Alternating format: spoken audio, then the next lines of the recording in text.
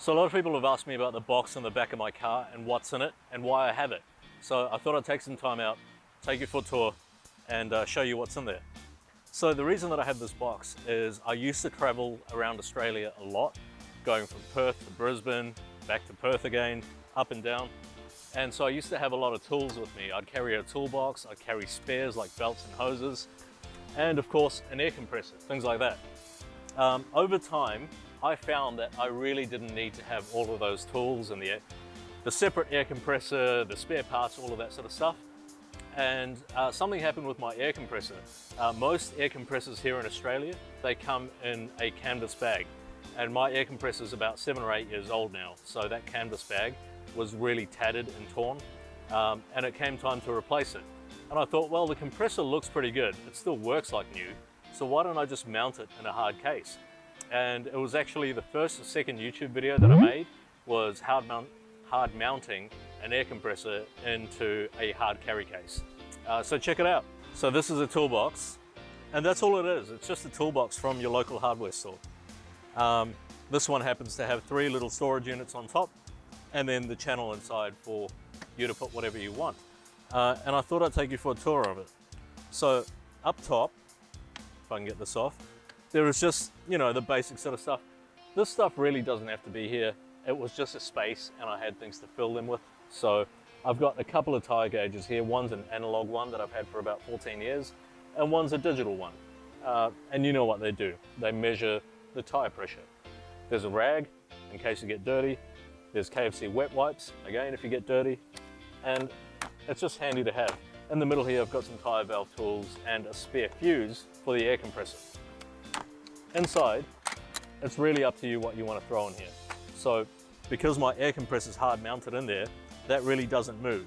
And it also ensures that this compressor would last a great many years to come. The reason for that is it's no longer being subjected to being dragged through the dirt or the sand or the mud. It's nicely protected inside its own hard carry case. This is a hose for the air compressor, again in good condition, but then you have all of this extra room that you can throw stuff in. So essentially what I did was I reduced the 2 or 3 boxes that I had, the toolboxes, the spares, all of that, into one. And this doesn't have any tools in it or spares at the moment, but if I was to go across the country, I could very easily throw in some spanners, some sockets, screwdrivers, fuses, things like that, you know. You don't have to be overboard. But what's in here? First aid kit. Now this first aid kit isn't comprehensive. It's just a basic sort of kit that you get over the counter. When we are traveling across the country, I will throw in some paracetamol and maybe some antihistamines and a couple of creams. You know, the usual sort of stuff if you get some stings along the way. Next up, I have this head torch. Now, think about this. If you have a flat tire in the middle of the night, in the middle of nowhere, a lot of people think, oh, I'll just pull out my phone and use that. Well, firstly, you're not going to have enough light. And even if you have just a normal torch, what are you going to do with it? Put it between your teeth? It makes much more sense to have something like this that you strap over your head. And then this one also has a few different levels of light. And it just makes working on your car, inspecting things, if you have to crawl in underneath it, much easier. And these go for next to nothing now. This one, again, is about 10 years old. And it's lasted me pretty well. It takes just a couple of AA batteries. And you can buy these in like, you know, 3 or 4 packs now for next to nothing off eBay. So, you know, a cheap investment to make and just throw in the toolbox. Next up is what you guys have been curious about, which you should already know about, is the Tyre Repair Kit. Now this one looks really tattered and it's all sort of sellotaped together. And I should say that if you buy the newer ones of these, not only are they cheaper because they're more common now, but they come in hard cases, sort of like this. So you no longer have to try and squeeze everything back into the packet if you just use it once and then sellotape it all together. I'm not going to show you how this works.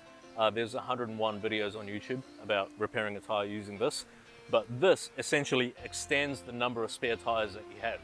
While a car like this has 1 spare tire underneath it, you could probably repair your tires, there's 6 or 7 plugs in here.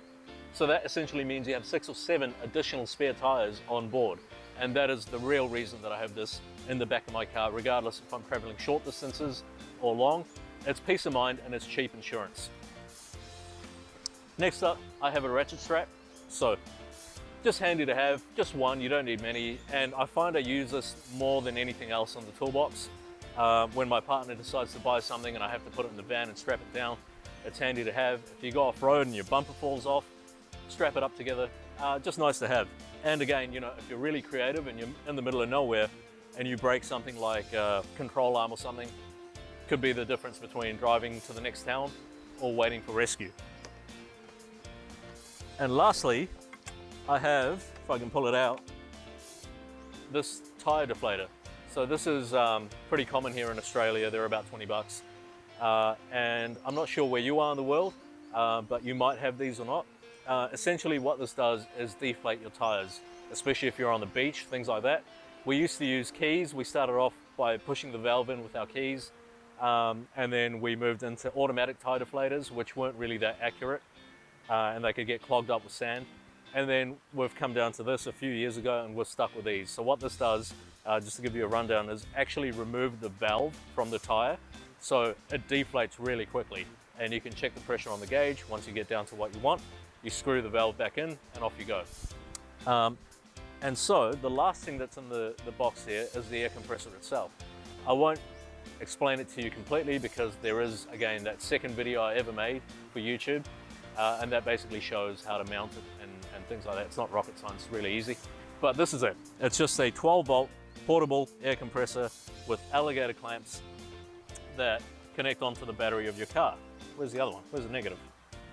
And that's it. 12-volt portable air compressor.